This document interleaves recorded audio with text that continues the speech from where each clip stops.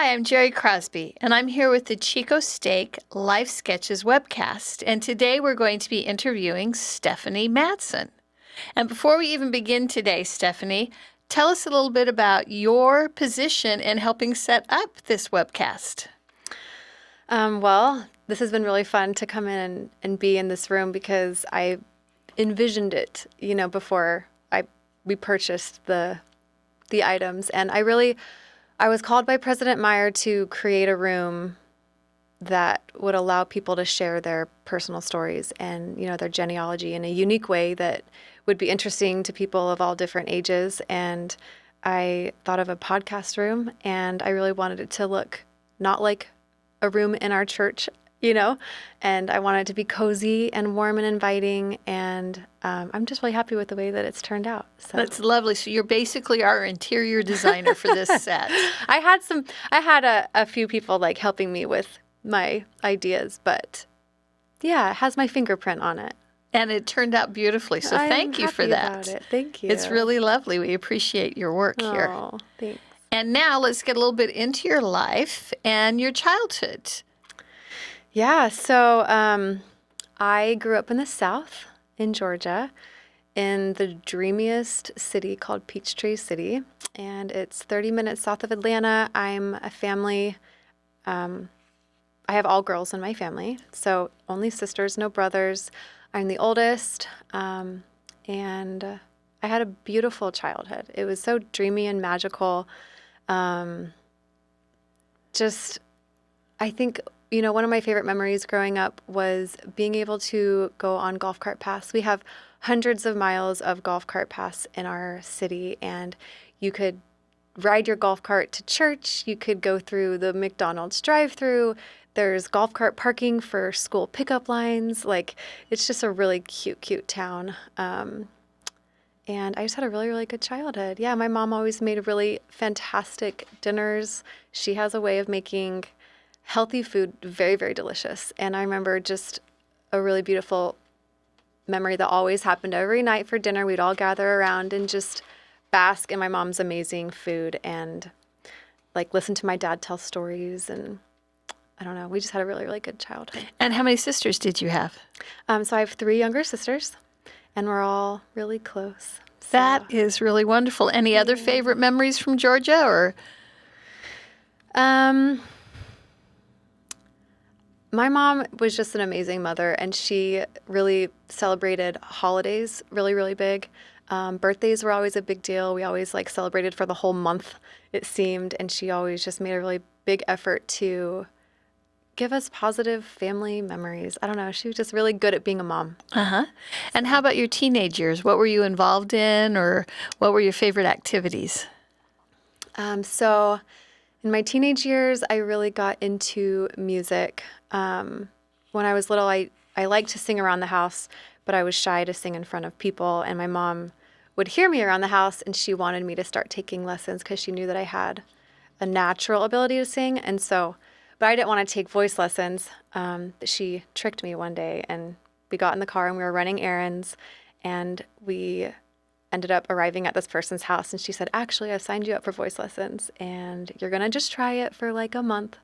And I was crying in the car because I didn't want to take voice lessons. Anyways, so I ended up loving it, and in high school, I did lots of choir things, like all-state choir. I loved talent shows. I did pageants because I wanted to do the talent portion. And I got into drama a little bit. And yeah, right around when I was about 10 years old, my dad, unfortunately, was diagnosed with cancer. And he was given 6 months to live. And that was a blow, to our perfect family. And so he was given 6 months to live, and he ended up living for 8 years. And I think through all the ups and downs of that time period from age 10 to 18 for me, I kind of just escaped through music. Mm-hmm. And it was my place to just escape, and I really loved doing all the things with music. And I felt like I would probably do something like that in college, like something music related. And I didn't really know what I would do, but I knew that music had to be a part of my life. So yeah. And so that kind of takes you to your senior year. Did he pass away during your senior year? Yep. And how did that affect you in your life? Yeah, he passed away in January of my senior year, and it was kind of, it's still a shock because like it actually happened and you've been thinking it was going to happen for 8 years. I think, it made our family a lot closer, and I think we value each other more than the average family. My sisters and I, we got along really well, like when we would live under the same roof growing up. But now it's like a whole new level of closeness. And I think it's just because we value each other and we know that anything could happen, and I think when you go through something really hard, it makes people that you went through it with, you just get that much closer to them. I think I'm also a lot more health conscious because my mom got really into health when my dad was diagnosed. And so I'm very aware of like what my kids are eating and how they're handling their stress, and just stuff like that. But yeah, it's changed me a lot. It's heartbreaking. And, whenever I see like a grandpa playing with their grandkids, I just get a little misty eyed, just hoping and just, well, not hoping, but wishing that could have been what I see, in real life. But I've had so many spiritual moments that I know that my dad is aware and that he knows my kids, even though I never saw him physically see my children when he was physically here, but I've had a lot of spiritual moments where I just know that he knows my kids and he's aware of what we're doing every day, and he's still in my story, even though I can't see him. So yeah, that was a huge change, to my life. That was a huge, what do you call it? Like a shift in my story. Yeah. When you realize the fleetingness of mortality. Right. And the significance of eternity. Yeah. Yeah. Yeah. Yeah. So on to perhaps a little brighter note, not to diminish anything about your father and his passing, but what was your transition then from high school and into college and moving away from your family a bit? That must have been a little bit difficult. Yeah, it was very, very hard. I would say probably one of the hardest moments. I'm the oldest in my family and I have younger sisters, and I felt this like protective instinct to like stay around and to just be there and help. But my mom and I took a tour of BYU, Utah State, and BYU, Idaho. And we were physically in all those buildings, and I felt good about BYU. I went to Utah State and for some reason wasn't feeling it. And then I went to BYU, Idaho, and we were on a tour, and we were in the devotional room, and they were playing like some worship music in the background, and I just started crying. And I looked at my mom, and she had tears in her eyes too, and that was just kind of our answer, like, I have to go to this school. And I didn't know what that looked like, but every time I would get on an airplane to fly out to BYU, Idaho, I would cry. Just so sad. And then every time I would come home for all the holidays, I would cry, just being so happy to have that airplane land in Georgia and just to know that my sisters are there and just to be home. There's like this special feeling of being home. I was in that house in Georgia from age 5 to 18. Yeah, what a wonderful gift, as you said, to have a family that's that loving and to have that sort of blessed childhood. Yeah. So what did you study at BYU, Idaho? Well, I started off majoring in music. I knew that was a passion of mine. I wanted to do something with it. I wanted to do music therapy, but they didn't offer that major at BYU, Idaho. And so I just started off with music, and I found myself in like a music room for hours every day, just practicing all the things. And I just came to the realization that I wasn't going to meet very many people if I was in a room all by myself for the whole day, every day for my major. And so I just started feeling the need to change my major, but I had no idea what to change it to. I didn't have like another second choice, that I knew I would want to pursue. So I decided to major in communications, which I thought was general enough, broad enough that I could kind of start with that and, figure out what I want to do later. And so I changed my major, and the first class of my new major, I met Stephen, my husband. Dun, dun, dun, dun. So I just joke that now I can talk. That's why I had my major, is because now I know how to talk. But really, I think it was to meet Stephen. I would never have met him because we're from opposite sides of the country. And yeah, it was just something that needed to happen. Do you remember that first meeting? Or was it a slow awareness of this guy in the room? Yeah, he was in my class. I remember just noticing him and his charisma and his easy laugh. And he started saving me a seat in class because I was always a little late to class. And he was always early to class. So he would put a book bag next to his seat. And when I would come, he would move his book bag over. And I'd be like, is this seat taken? Clever boy. Yeah. But I just really fell in love with how comfortable I was around him. Mm-hmm. There's lots of people that are cute, and attractive, and I wouldn't feel comfortable around them. But he had both. He was cute, but I was also really comfortable around him, and that was a cool combination. And just such a good personality. I don't know. Yeah, he has a very kind heart. Yeah. Yeah. So I know that after you guys got married, there was a lot of moving around and a lot of trying to find, particularly for Stephen, I think, trying to find who he needed to be as a professional. And tell us a little bit about that portion of your family story and raising a young family while things are still sort of in chaos. I know. Stephen, he is so good at everything that he has ever tried. Seriously. Always top of the totem pole of whatever career he went into. But just fate would have it that it wouldn't pan out all the way, and we would switch to the next career. So he started off majoring in business. Well, okay, back up. When I first met him, he was studying biology. I believe it was biology, because he was going to be a dentist. And then I started noticing that he had a really huge business mindset.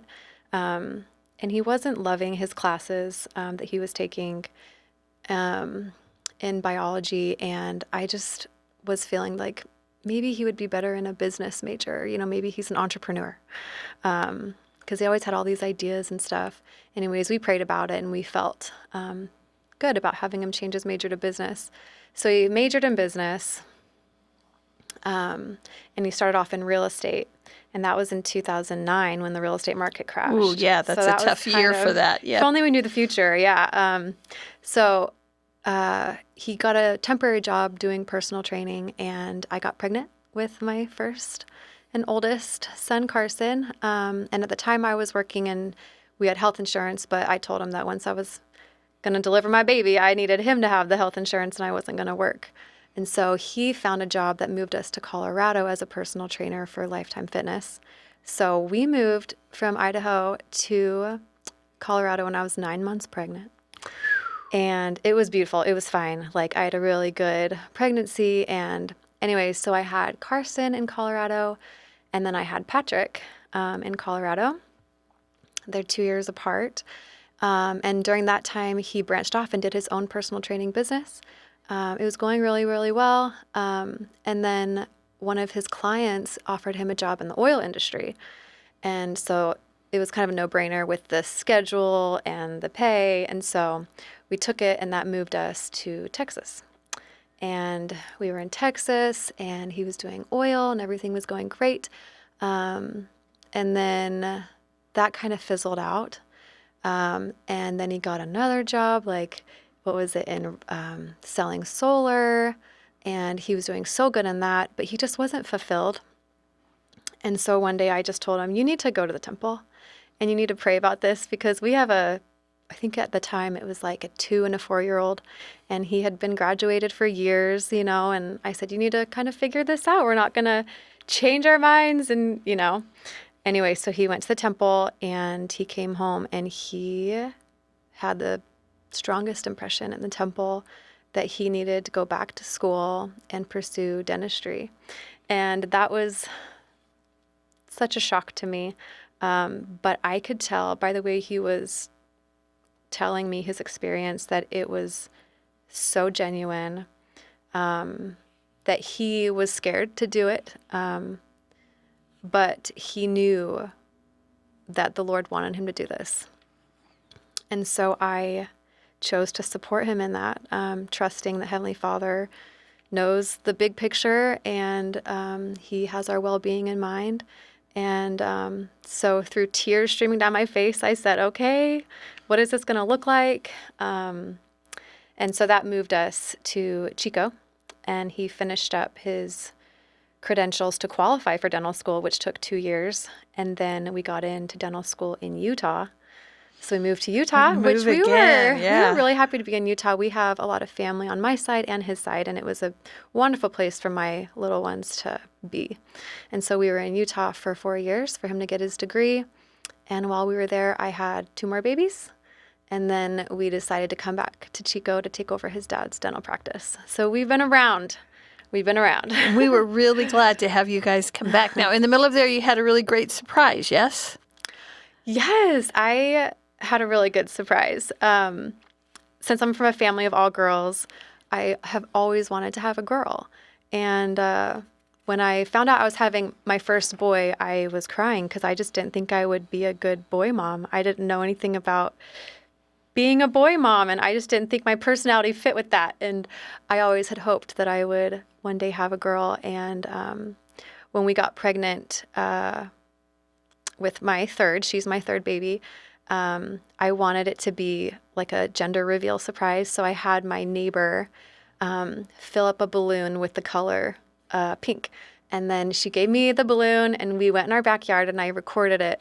And we had, all of us, me, Steven, and my 2 boys pop this balloon. And I really, really hoped that it would be a girl. And I kind of felt like it was, but I wanted to be surprised. Anyways, we all had no clue.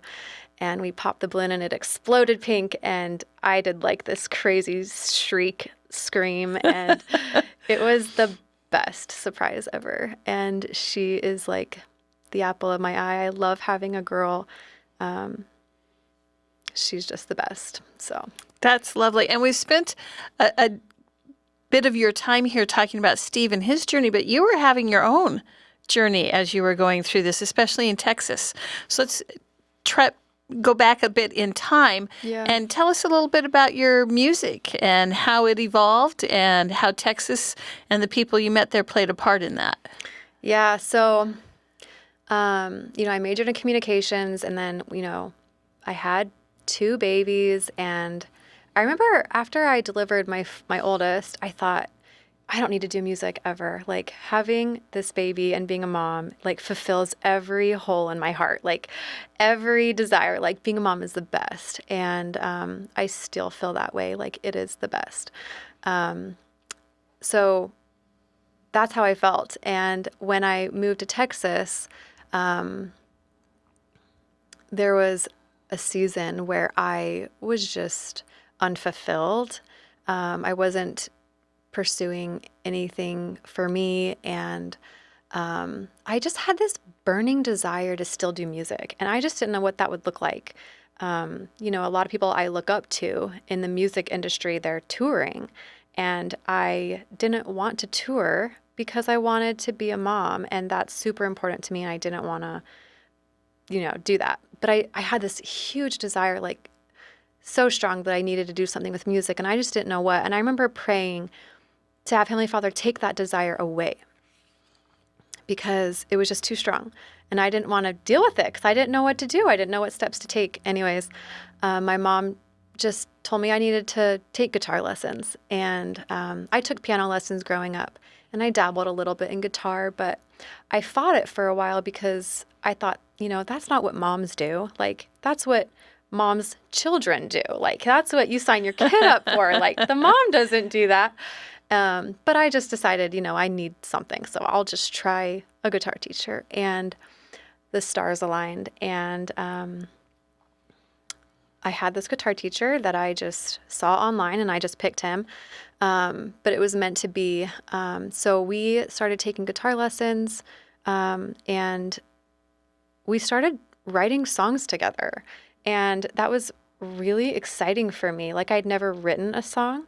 I've just always loved to sing. And it was really cool. We were able to create 12 songs that we wrote together. Now, did he do the music and you do the lyrics? Was it a combination of both?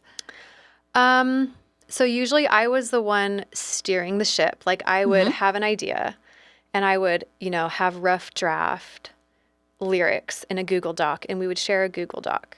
And he would get on and just kind of suggest things and tweak things, And I would usually have like some chords and how I wanted the melody to go.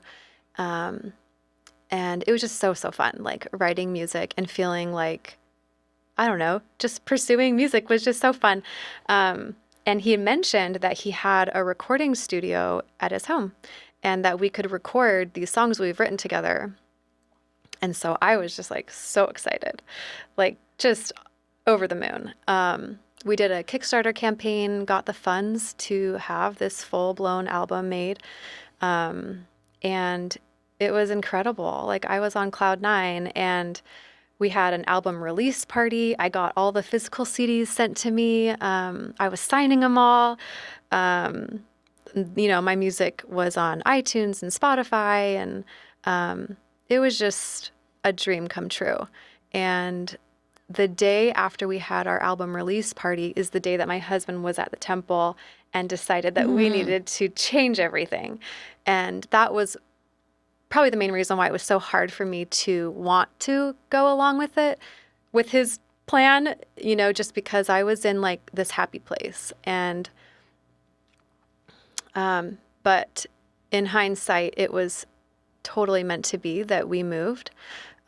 Because I became really independent in recording. So I had caught the fire of recording, and I didn't want to let that go. So I told my mentor or co-producer, co-writer, friend, teacher, I told him, I have to keep doing this no matter where we move. Like, we'll be moving around a little bit, and so I need to be able to do this wherever I am. So tell me what to buy, and I need you to teach me how to record. So after you left Texas and you had to produce music on your own, how was that different? Well, I had to rely on myself. I've always loved singing, and the cool thing about recording is you're able to harmonize with yourself because you can record one voice and then rewind and then let that play as you find another harmony. And I think that was one of my favorite moments in recording, is finding cool harmonies, and harmonizing with myself is something that I can never do in real life, but having technology and the ability to stack a whole bunch of vocals on top of each other is probably my favorite part about recording. So, that's pretty amazing. So in your self-produced music, you do all the instrumentals, all the vocals, all the harmonies, and it's all you. Yeah, some of my music is a cappella. I don't know. I feel like I'm really free when it's just vocals. I can just go wherever, I don't have to think. But yeah. And so I bought what I needed to buy, and we moved to Chico, and I would have Zoom lessons with him, and he taught me how to record. My first album that I self-produced and self-recorded was a Christmas album, which is one of my favorite albums, I think, of all of them that I've produced. It's just fun to sing Christmas music. And I think everyone likes Christmas. So it was really fulfilling to have a Christmas album. And then as we moved to Utah, I made 2 more albums while Stephen was in dental school. I did a worship album, and then I did like an EP, a mini album of just more original songs that I was writing. And so I think, we have dreams for a reason, and Heavenly Father knows the timing of them. And it might not be when we're 17 years old. It might be after we're a mom, you know? And I think it's important to just always, you know, check in with yourself and check in with Heavenly Father and make sure that, you know, you're on the right path and you're doing the right thing. And I know that He will help guide you as you move your steps. And I am so fulfilled. Like, that desire that I had in Texas before I started everything was so strong. And I knew I had to get stuff done. And I just didn't know what that looked like with the family, you know, with kids. And I just was so incredibly blessed.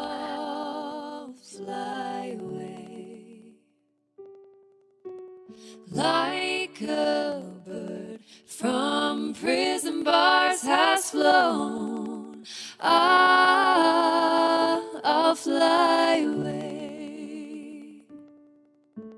And I think my favorite kind of music to sing is worship music. I love worship music so much. I love the way it makes me feel. I think music is the fastest way to bring in the Spirit, for sure. And it's just magical. So I really do feel fulfilled in what I was able to do. And yeah, I feel good. I feel really grateful. That's wonderful. And we're kind of getting to the end of our time together, but where can people go to find your music? Anywhere, just like YouTube and Spotify And they just look under your name, Stephanie Madsen, Yeah. and they can find your music. And I have found it, and it's lovely. Oh, thank so you. I think you're a fantastic talent. And it's wonderful that through this change, God actually allowed you to create your own music and gain more skills than you would have had if you'd gone with your own plan. Right. Yeah. Exactly. God knows best. He does. And that kind of leads me to my last question for you. You know, we do these webcasts as sort of a family history moment. And if you were leaving a message for your family and your grandchildren and your great-grandchildren and for our viewers, what would you want that to be? I would say you're never too old to chase your dreams. Stephen was older when he went back to school to be a dentist. I think he was one of the oldest ones in dental school. I thought it was too late to pursue music after I became a mom. But it's never too late, and God never gives up on you. Stay close. I would say for sure, stay close to the Spirit. Whatever that looks like for you. For me, it's meditation. It's going into a quiet space, a quiet room where you can shut out the world and you can pray and you can journal and you can read scriptures and you can really feel the Spirit help and guide you in your life. There's so many huge decisions to make, and I love partnering with the Spirit because I know that He knows more than me, and He knows what's best. So I love getting His advice and letting it guide me. So that's what I would say. Thank you for sharing your time and your story and your talents with us today. Thank you. The dreams that you